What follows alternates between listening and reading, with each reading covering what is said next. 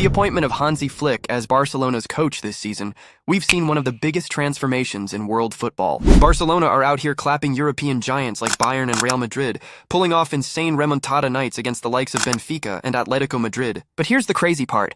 Have you noticed that most of the key players are the same? In fact, last season they had players like Cancelo, Felix, and Gundogan, and they were still losing at home to teams like Girona and Villarreal. So that leads us to just one question.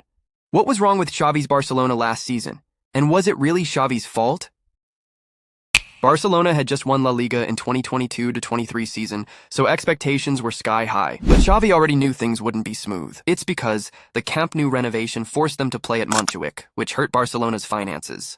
On top of that, key players like Busquets, Jordi Alba, and Umtiti left for free. Dembélé went to PSG, Ansu Fati and Lenglet were sent out on loan, and that left big gaps in the squad. And with limited funds, Barca turned to free agents and loan deals. Gundogan and Íñigo Martínez came in for free, while Felix and Cancelo joined on loan. They also signed Oriol Romeu and Vitor Roque, but most of these midfield and defensive signings didn't quite deliver.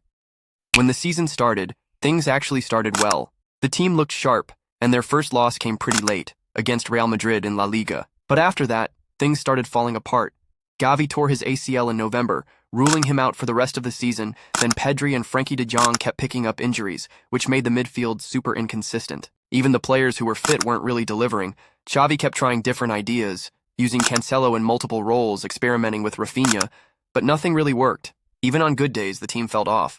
Later on, Xavi himself admitted in an interview that the real issue was losing Busquets. His whole system relied on a solid defensive midfielder, and he even told the board he needed a 9 or 10 out of 10 replacement. But instead they got Romeu, and no disrespect to him, but he couldn't control the game like Busquets, and that lack of control showed in their performances, and that was the core issue.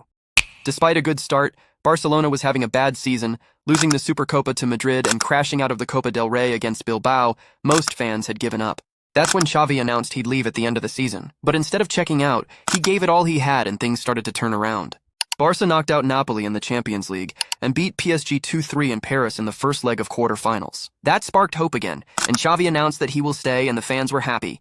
But in the second leg, Barca took the lead and made it 4-2 on aggregate, and then came the heartbreak. Araujo got a red card, and playing with 10 men, Barca collapsed. PSG turned it around to win 1-4, knocking them out 6-4 on aggregate.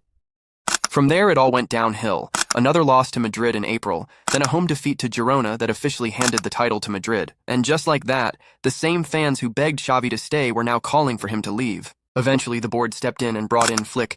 But was it ever really Xavi's fault? Because honestly, yes, Xavi was inexperienced as a manager, but he still won La Liga in 2022-23, which isn't something you just stumble into.